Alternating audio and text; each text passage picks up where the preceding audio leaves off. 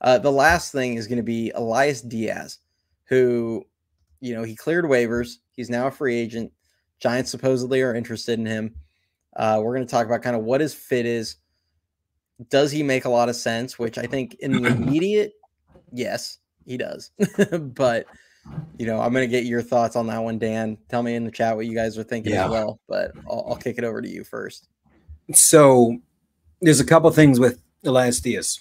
Am I interested? Very much so. Okay. However, and you kind of touched on this earlier, so I'm not going to steal your thunder. Oh, you're good. I'll let you elaborate. But he makes sense because I agreed 100%.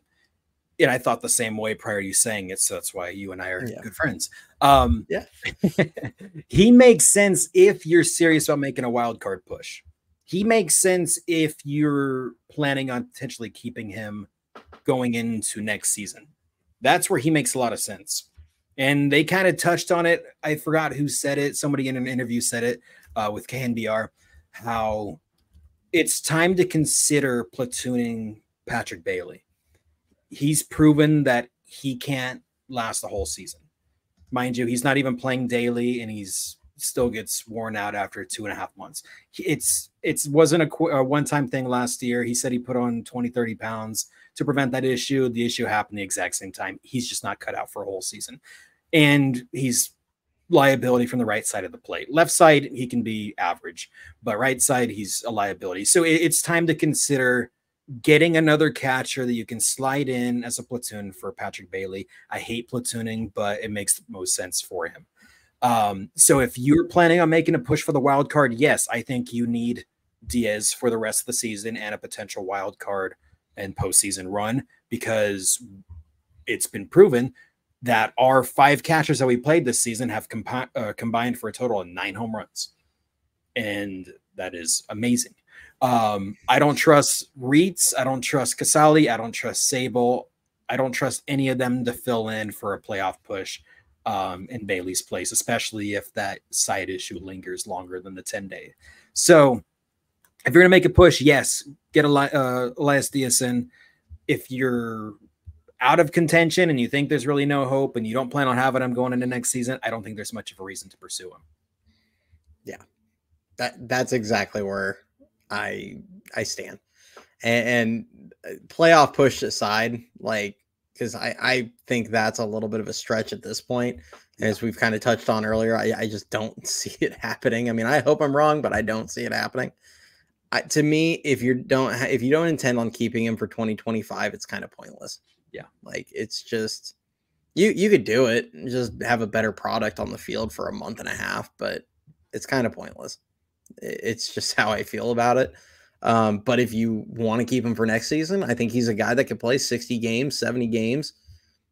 Maybe you DH him on occasion, but like you could play him a good amount along with Bailey, and Bailey will still get the majority of the reps. He'll still get, 60% of the playing time, but you've got to find a way to keep Patrick Bailey fresh, because as Dan said, he's proven he can't hold up. I mean, this is 2 straight seasons, and until he proves he can't. That's kind of how it is. So unfortunately, there's about a Joey Bart sized hole at the backup catcher position, but we're not going to go down that path today. Yeah, don't get me started on that. Don't get me started on that. But yeah, I mean, it's you could use a guy like Diaz. I mean, he's a veteran. He's going to be 34 next season, I think. Yeah.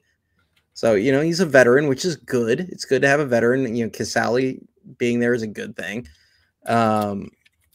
It's just, again, if you're not going to do anything past this season, it doesn't make sense. But frankly, they need another backup for next season, because I don't care if Tom Murphy is owed $4 million.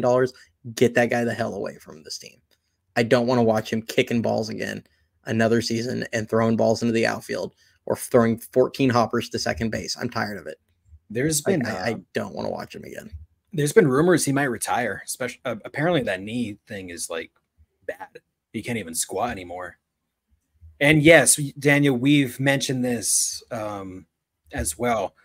He's had, I believe, 4 or 5 diagnosed concussions just between college, minors, and big leagues. It's like he's got a handful of diagnosed concussions, and he just turned 25. So that's what I've been afraid of. Yes, he upgraded to the new mask that's supposed to help, but he's still at risk, man. And if he has one more, I mean, you saw with this last one, he did a 10-day IL stint, still had symptoms, had to do another 10-day IL stint and see a specialist. He was out about 4 weeks. So I think that's a big red flag. And that's why I've been, pounding the damn table for them to invest in catching depth, because there's nothing.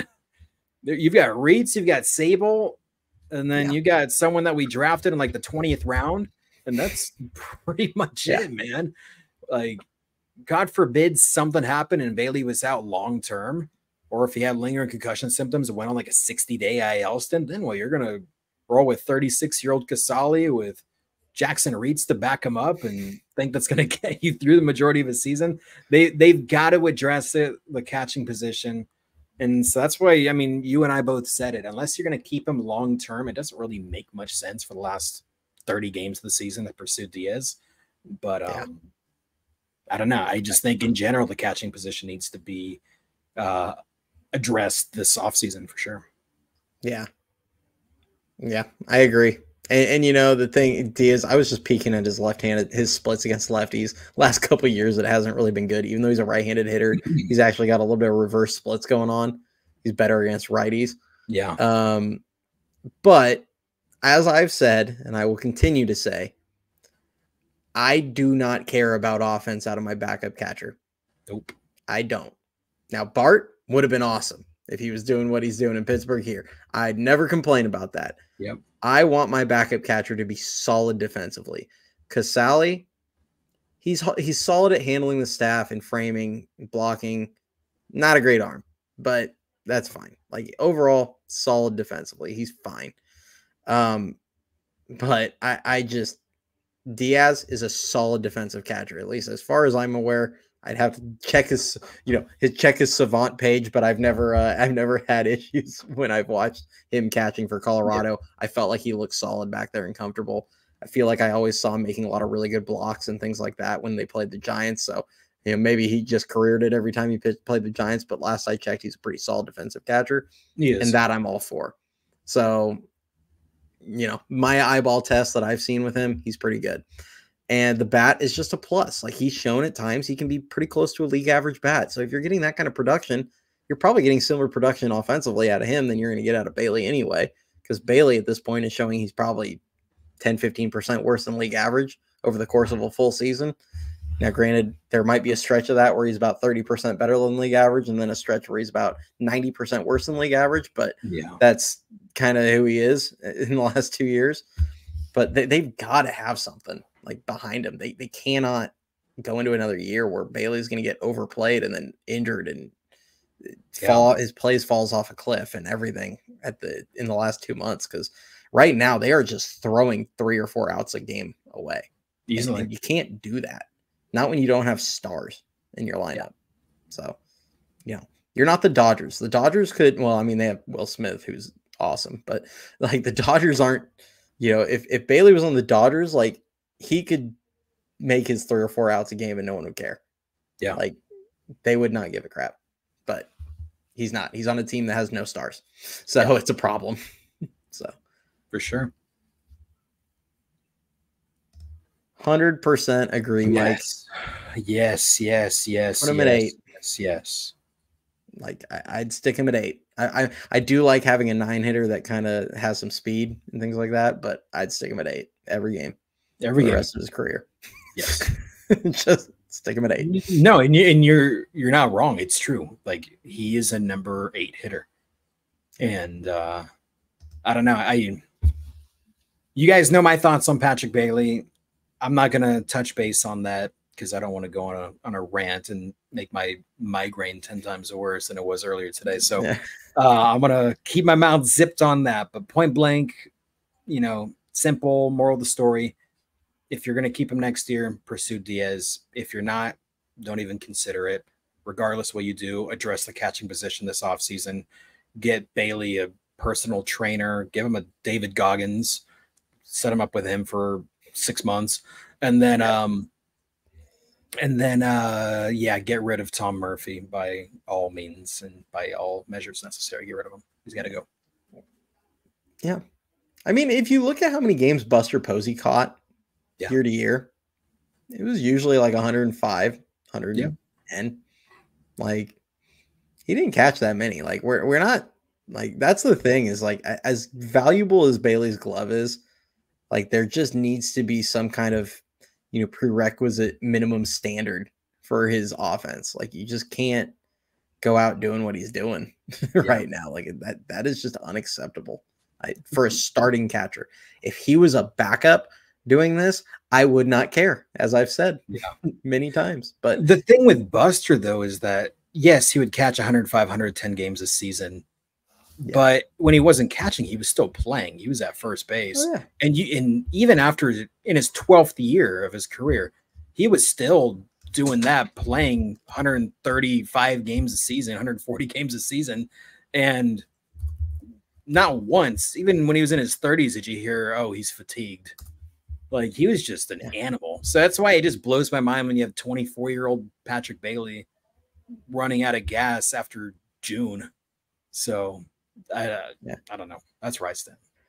2012 through 2017, Posey played 148, 148, 147, 150, 146, and 140 games.